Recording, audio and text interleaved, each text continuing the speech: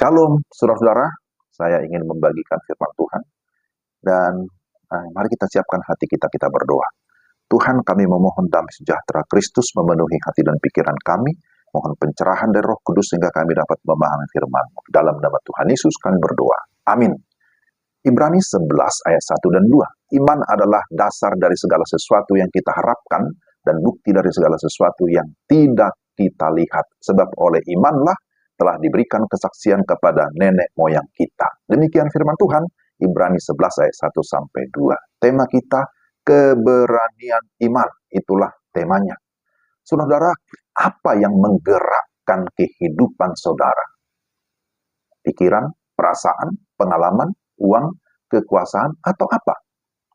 Ada seorang hamba Tuhan atau seorang teolog bernama Louis Berkhof menyebutkan ada 4 jenis iman, yaitu iman historis. Ya, ini iman secara turun-temurun. Iman sementara, iman mujizat, dan ada iman yang sejati atau iman yang menyelamatkan. Iman yang sejati adalah iman yang sungguh-sungguh meyakini adanya kepastian keselamatan atau hidup yang kekal di dalam Yesus Kristus Tuhan. Ibrani 11 ayat 1 menyatakan bahwa iman adalah dasar atau fondasi dari segala sesuatu yang kita harapkan dan bukti dari segala sesuatu yang tidak kita lihat.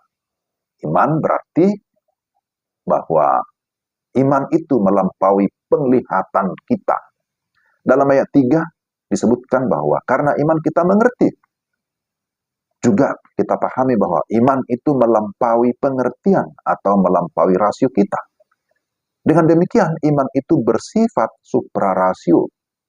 Artinya melebihi atau melampaui pikiran kita. Itulah sebabnya tidak ada yang boleh menyombongkan diri sekalipun seorang profesor, doktor, karena pengetahuan tidak lebih tinggi dari iman. Iman itu sesungguhnya adalah anugerah Tuhan. Artinya dihadiahkan oleh Tuhan. Iman tidak bisa dibeli, tidak bisa ditukar dengan pengetahuan. Maka, jikalau seseorang tidak beriman, itu sama hakikatnya dengan mati. Mati secara rohani. Dalam Ibrani 11 dikisahkan ada banyak saksi-saksi iman atau tokoh iman sepanjang sejarah yang dipakai Tuhan menjadi alat Tuhan menyatakan dan menggenapi janjinya. Mulai dari Habel sampai kepada para nabi, juga dalam perjanjian baru, para rasul. Iman yang sejati kepada Tuhan itulah yang menggerakkan mereka dalam perjalanan kehidupan mereka. Jadi apa yang menggerakkan kehidupan mereka? Apa yang menggerakkan kehidupan kita? Kiranya iman yang sejati. Karena iman, maka kita belajar beberapa hal. Iman membuat kita berani melangkah. Sekalipun apa? Sekalipun ada kesulitan, ada penderitaan. Seperti kita melihat Abraham.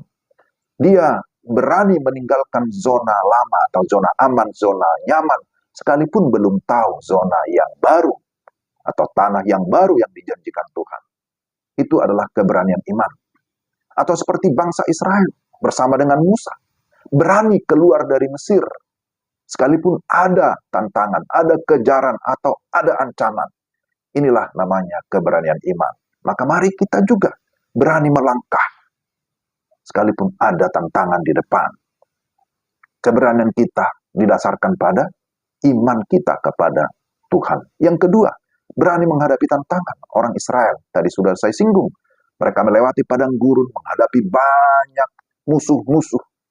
Bangsa Israel adalah bangsa yang tergolong kecil dibandingkan dengan bangsa lain di sekelilingnya. Tetapi karena iman kepada Tuhan, maka Tuhan menyertai mereka dan memberi keberanian. Ingat seperti Yosua dan Kaleb, Simpson, Gideon, Daud, Daniel, dan lain-lain. Mereka melihat dan mengakui ada musuh-musuh yang besar. Tetapi mereka beriman kepada Allah yang maha besar. Mereka tidak fokus kepada masalah itu, tetapi mereka lebih fokus kepada Allah yang memanggil mereka untuk menuntaskan misi Allah. Mereka tetap maju dan tidak menyerah. Tetapi sebaliknya, mereka berserah kepada Tuhan. Dan yang ketiga, bertekun sampai akhir dan mengalami kemenangan. Ada yang menang dengan happy ending. Seperti Daud, Daniel, Elia, Elisa. Tetapi juga ada yang menang dengan sad ending. Artinya mereka mengalami kesedihan di air, tetapi tetap juga mengalami kemenangan. Mereka menderita, bahkan mati dengan tragis seperti Yeremia. Zakaria dilempari dengan batu. Yesaya mati digergaji. Mereka tetap bertekun sekalipun menghadapi berbagai penderitaan. Mereka yakin di balik penderitaan ada kemuliaan kekal. Bahwa penderitaan bahkan kematian tidak pernah memisahkan kita dari kasih Allah yang ada dalam Kristus Yesus. Maka lebih baik menderita bahkan mati karena nama Tuhan daripada menyangkal iman kepada Tuhan. Imanlah yang menggerakkan kita berbuat baik atau melayani dan terus menyaksikan segala perbuatan Tuhan yang ajaib. Imanlah yang memimpin kita untuk hidup dalam kebenaran, hidup dalam keberanian. Imanlah yang memberi kita pengharapan yang pasti. Iman juga memimpin kita kepada ketaatan akan firman. Iman membuat kita tetap teguh di tengah berbagai kesulitan. Amin. Maka mari kita memohon pimpinan Roh Kudus, supaya Roh Kudus senantiasa memimpin kita tetap hidup dan berkata-kata, berpikir, bertindak sesuai dengan iman yang sejati. Kiranya renungan ini menjadi berkat bagi kita. Mari kita berdoa. Tuhan, terima kasih untuk firman-Mu.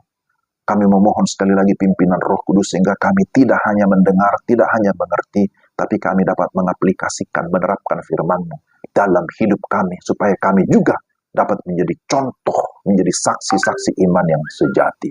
Pakai kami seturut kehendak-Mu dalam nama Yesus. Amin. Demikian renungan kita hari ini. Tuhan memberkati saudara sekalian. Sampai jumpa. Shalom.